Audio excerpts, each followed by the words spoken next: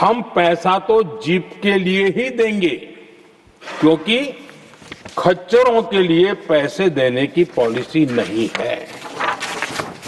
इसी भाषण में आगे वो कहती हैं, अब वहां सड़कें ही नहीं थी। उनका कहने का कारण यह था कि हिमाचल में जहां वो गई वहां सड़कें ही नहीं थी। अब वहां सड़कें ही नहीं थी तो फिर उस पर जीप का क्या लाभ हो सकता है? जीप लेकर के कौन जाएगा जहां रोड नहीं है? लेकिन उस समय योजना आयोग का जोर था या तो जीप या तो कुछ भी नहीं। आदरणीय सभापति जी, ये भाषण किसी और का नहीं, ये कांग्रेस के वरिष्ठ नेता और तत्कालीन प्रधानमंत्री इंदिरा गांधी का भाषण है।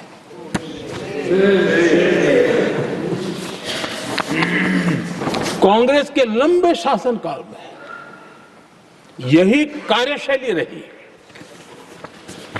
और जिसको इंदिरा जी खुद जानती भी थी कि ये पाप चल रहा है, लेकिन इस कार्य संस्कृति को सुधारने के लिए उन्होंने कोई कदम नहीं उठाया। और इंदिरा गांधी जिस प्लानिंग कमीशन की धज्जियां उड़ा रही थी, उसके जन्मदाता उनके स्वयं के पिताजी थे।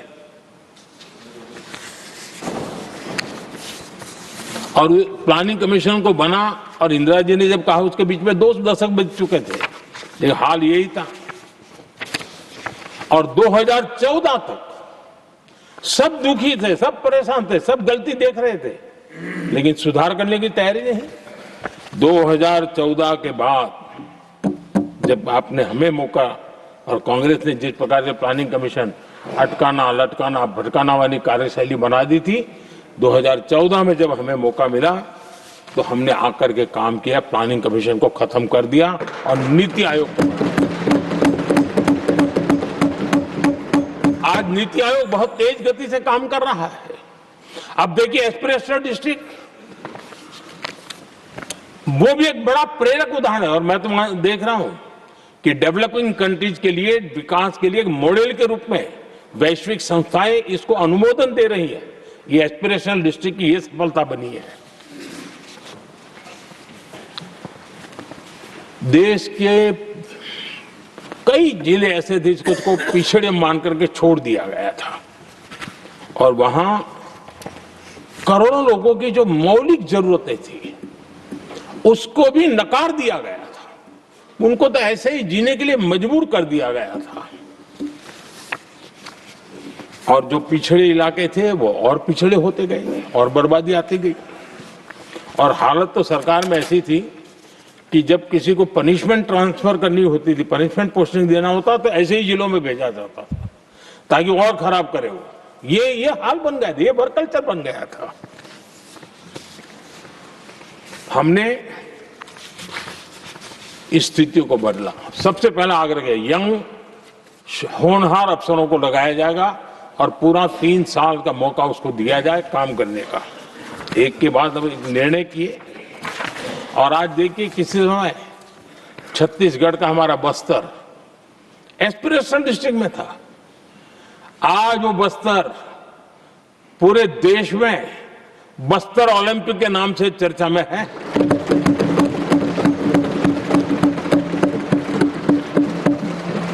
आज विकास की धारा बस्तर के गांव-गांव पहुंच रही है। अभी कुछ गांवों में पहली बार बस देखी, पूरे गांव ने उत्सव मनाया बस्तर में। ये परिस्थितियां छोड़ करके गए हुए हैं लोग, और यहां पर पता नहीं किस प्रकार से देश को कहां ले जाना चाहते हैं लोग।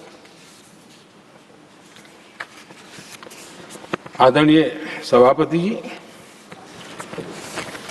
इंप्लीमेंटेशन क्या होता है, ये एस्पिरेशनल डिस्ट्रिक्ट एक बहुत बड़ा शानदार उदाहरण है। ऐसे तो सैकड़ों उदाहरण हैं, लेकिन मैं कहने के लिए इसको उल्लेख कर रहा हूं।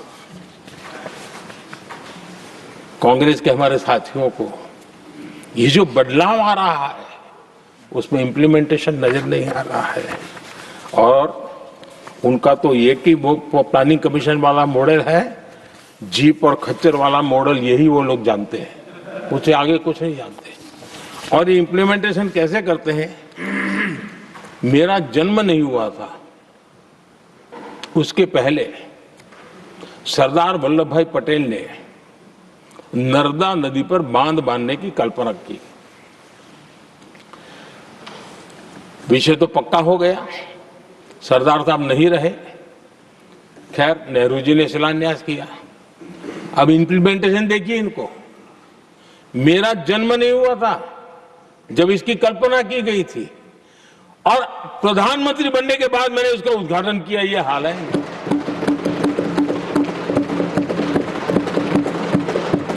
और उनका इंप्लीमेंटेशन देखिए, मुझे मुख्यमंत्री रहते हुए 3 दिन अनशन पर बैठना पड़ा था नर्मदा सरदार सरोवर डैम के लिए, मेरे राज्य के किसानों के लिए। मैंने अपने आप को दांव पर लगा दिया था, तब जाकर के भारत सरकार को झुकना पड़ा, और तब जाकर के सरदार सरोवर डैम के कंस्ट्रक्शन को गति मिली, और यहां मैं पहुंचा तब मुझे उसका उद्घाटन करने का सौभाग्य मिला। और आज कच्छ तक हावड़ा बीएसएफ के लोग जहां बैठते हैं, वहां तक नर्मदा का शुद्ध पानी पीने के लिए पहुंच रहा है। इंप्लीमेंटेशन क्या होता है? और यहां पर इम्प्लीमेंट किसी ने शब्द पकड़ा दिया, हर एक के मुंह से वही निकल रहा था। हमने कांग्रेस की कार्यशैली को बदलने के लिए, जब मैंने देखा कई ऐसे काम थे अटके पड़े हुए, कोई पूछने वाला नहीं थे फाइलों में, और पॉलिटिकल फायदे के लिए अनाउंसमेंट कर दिए, दिए जला दिए, पत्थर लगा दिए, करना कुछ नहीं। आखिरकार मैंने एक टेक्नोलॉजी वाला प्लेटफॉर्म बनाया यहां आकर के, प्रगति के नाम से। ये प्रगति प्लेटफॉर्म का मैं उदाहरण देता हूं, आप हैरान हो जाएंगे। मुझे एग्जैक्ट याद नहीं है, लेकिन शायद हिमाचल में एक ट्रेन उन्होंने पार्लियामेंट में घोषित की थी, शायद ऊना और कोई। मेरे आने तक वो कागज पर भी उसका ड्राइंग नहीं बना था, बताओ, और चुनाव जीतने के लिए वो घोषणा कर दी। प्रगति के अंदर मेरे सामने विषय आया, ऐसे कई विषय मेरे सामने आए, और उस प्रगति के अंदर हमने एक एक प्रोजेक्ट क्यों अटके हुए, कॉस्ट किस डिपार्टमेंट की काम में क्या मुसीबत आई है, किसने गलत तरीके से इसको आगे बढ़ाया, और बजट तो बढ़ता ही गया था। जो योजना 900 करोड़ में होनी थी वो 90,000 करोड़ तक पहुंच जाए, ये हाल करके रख दिया था इन्होंने। हमने एक टेक्नोलॉजी प्लेटफॉर्म बनाया, हर महीने बैठा, अभी मैंने 50वां एपिसोड पूरा किया उस मीटिंग का, और लगातार उस काम करते करते और संबंधित राज्यों को भी बिठाया, उनकी कठिनाइयों को भी समझा, उसके इम्प्लीमेंटेशन में कौन मिनिस्ट्री का परेशानी हो रही है, किस स्टेट की परेशानी हो रही है, किस कानून की परेशानी हो रही है, हर एक की बारीकी से देखा। और आज मैं गर्व से कह सकता हूं कि इस प्रगति के इम्प्लीमेंटेशन को बारीकी से प्रधानमंत्री के स्तर पर देखे जाने के कारण 85 लाख करोड़ रुपीस का काम को गति मिली। 85 लाख करोड़ रुपीस के काम, आप कल्पना कीजिए, देश की कितनी बड़ी शक्ति को अनलॉक किया हमने। इंप्लीमेंटेशन कैसे होता है ये हमने करके देखा है। रेल हो, रोड हो, सिंचाई हो, ग्रामीण कोई व्यवस्था का काम हो, इन सारी चीजों को हमने इसमें लिया। अब जैसे जम्मू उधमपुर श्रीनगर बारामूला रेल लाइन, आज ये प्रोजेक्ट पूरा हुआ, और बर्फबारी में इन दिनों आपने देखा एक वीडियो बहुत पॉपुलर हुआ है, बर्फ के बीच में थे, चारों तरफ बर्फ की चादर छाई हुई है और वंदे भारत ट्रेन निकल रही है, और लोग कहते हैं गलती मत करना, ये तो विदेश है, ये हिंदुस्तान है, ये रील चल रहे हैं बाजार में।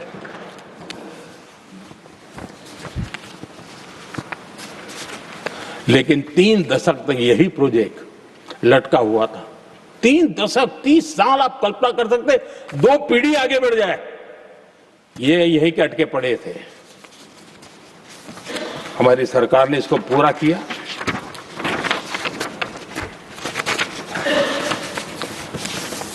आदरणीय सभापति जी, मैं असम की बात करता हूं, और कोई ये मत सोचो कि मैं चुनाव है इसलिए बोल रहा हूं, इनके पाप है इसलिए मुझे कहना पड़ रहा है। कांग्रेस सिर्फ इमेजिन करती है और इम्प्लीमेंट करने का उनको कोई लेना देना ही नहीं होता है। अब असम का बोगीबील ब्रिज, ये बोगीबील ब्रिज अरुणाचल और असम को जोड़ने वाला बहुत महत्वपूर्ण ब्रिज, कितने ही सालों तक ये प्रोजेक्ट लटका रहा। हमने प्रगति के माध्यम से इसको रिव्यू किया और असम सहित पूरे नॉर्थ ईस्ट को बहुत बड़ी सुविधा वाला ये काम हमने पूरा किया। आदरणीय सभापति जी,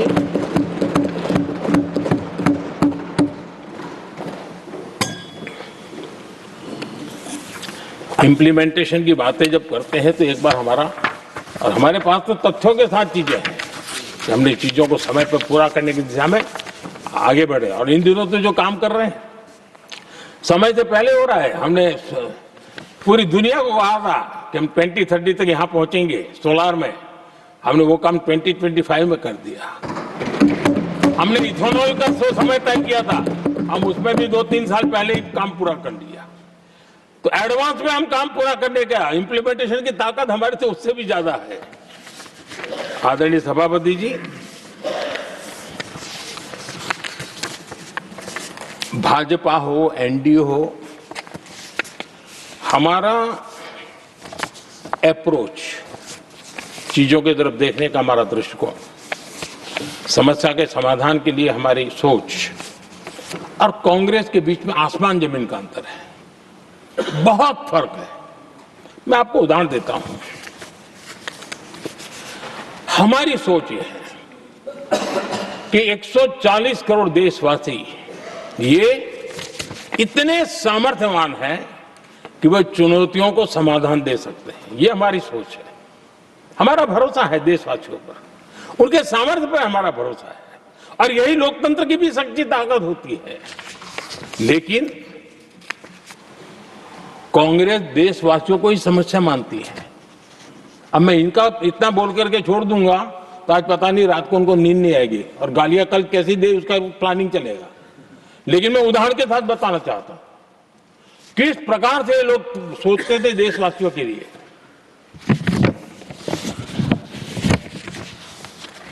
देश के लोगों के बारे में नेहरू जी और इंदिरा जी की सोच क्या थी, मैं उसके विषय में बताना चाहता हूं। इंदिरा जी एक बार ईरान गए थे और ईरान में वो भाषण दे रही थी और उस भाषण में उन्होंने नेहरू जी के साथ जो बातचीत हुई थी उसका उल्लेख किया। खुद ने कहा है, उन्होंने कहा, और मैं जो इंदिरा जी ने कहा था उसको कोट कर रहा हूं, जब किसी ने मेरे पिताजी से पूछा, यानी नेहरू जी से पूछा कि उनके सामने कितनी समस्याएं हैं, तो उन्होंने उत्तर दिया था 35 करोड़। नेहरू जी ने जवाब दिया था कि उनके सामने कितनी समस्याएं हैं, बोले 35 करोड़। उस समय हमारे देश की जनसंख्या थी 35 करोड़। अब आगे देखिए, 35 करोड़ देशवासी नेहरू जी को समस्या लगते थे। ऐसा कोई मुखिया हो सकता है क्या जी? और इस बात का उदाहरण देते हुए इंदिरा जी ने आगे कहा कि आज देश की जनसंख्या 57 करोड़ है, इसलिए मेरी समस्याओं की संख्या भी उतनी ही बड़ी है। यानी पिताजी को 35 करोड़ समस्या वाले देशवासी लगते थे, अब 57 करोड़ उनको समस्या। कोई ऐसा हो सकता है जो अपने ही देशवासियों को समस्या माने? ये फर्क है उनकी सोच और हमारी सोच में, ये फर्क है उनके अप्रोच और हमारे अप्रोच में।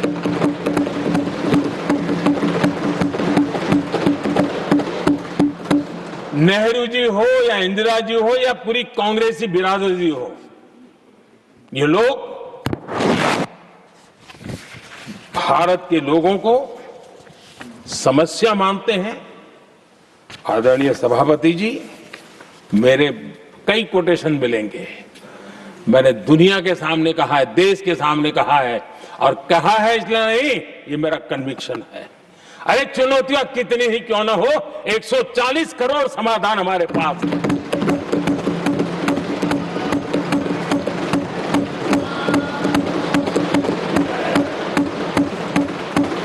हमारे लिए देशवासी समर्थक की पूंजी है।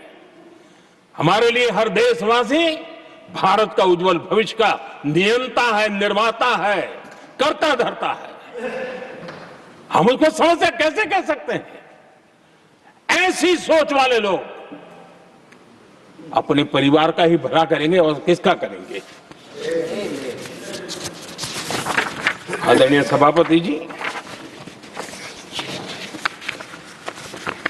देश के लोगों का अपमान करते रहना ये कांग्रेस के स्वभाव में पड़ा हुआ है, उनके संस्कारों में पड़ा हुआ है। कांग्रेस ने बीते दिनों राष्ट्रपति जी का अपमान किया। चुनाव के बाद जिस प्रकार से हमारे राष्ट्रपति जी के लिए शब्द कहे गए हैं, शर्मिंदगी महसूस होती है कि ये कैसे लोग हैं? भारत के राष्ट्रपति के लिए क्या बोल रहे हैं लोग? आदरणीय सभापति जी, कल लोकसभा में भी राष्ट्रपति जी के अभिभाषण पर चर्चा नहीं हो पाई। ये राष्ट्रपति पद उसका घोर अपमान किया है। उनको संविधान शब्द मुंह में बोलने की अधिकार नहीं रहता है। जो लोग गरीबी से निकली हुई एक महिला, आदिवासी परिवार से आई हुई एक महिला,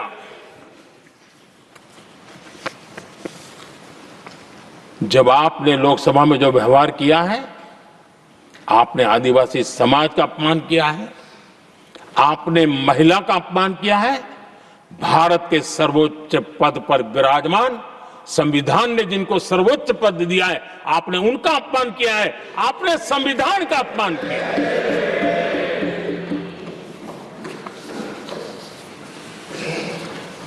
आदरणीय सभापति जी, उनको कुछ भी लगता हो, कांग्रेस को ये गुनाह Honorable members, it is now 6 p.m. If the House agrees, we may sit beyond 6 p.m. till disposal of the motion of thanks and the presidential address. Do I have the leave of the House to extend the sitting beyond 6 p.m.? Yes. Thank you. आदरणीय सभापति जी, समय बढ़ाने के लिए मैं आपका और सदन का बहुत आभार व्यक्त करता हूं।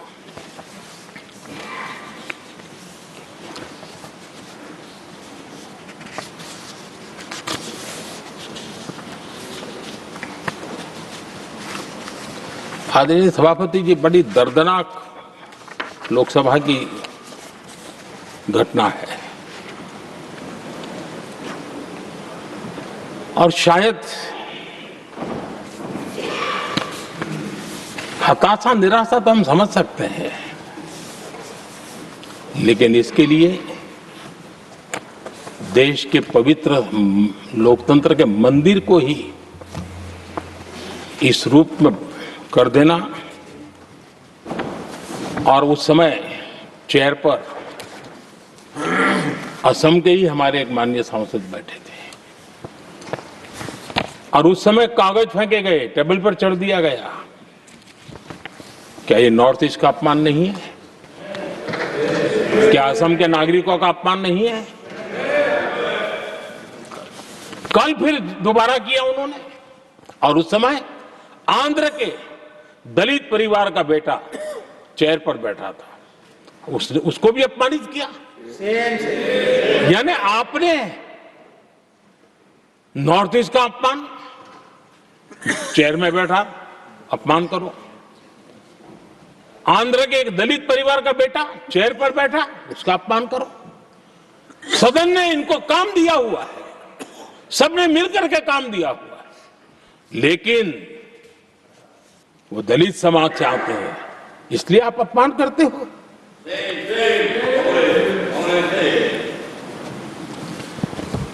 और ऐसा लगता है कांग्रेस के लोगों को असम की जनता के प्रति बड़ी नफरत है। उनको लगता है कि उसकी जनता ने उनका साथ छोड़ दिया मतलब उनके दुश्मन हो गए। क्या कभी लोकतंत्र में ऐसे सोचते हैं क्या? मुझे तो तब बहुत पीड़ा हुई थी जब भारत रत्न भूपेन हजारिका जी, चूंकि देश के बहुत ही सम्मानीय व्यक्तित्व है जी, आज भी घर घर में उनको स्मरण करते हैं लोग। उनके प्रति जो भक्ति का भाव है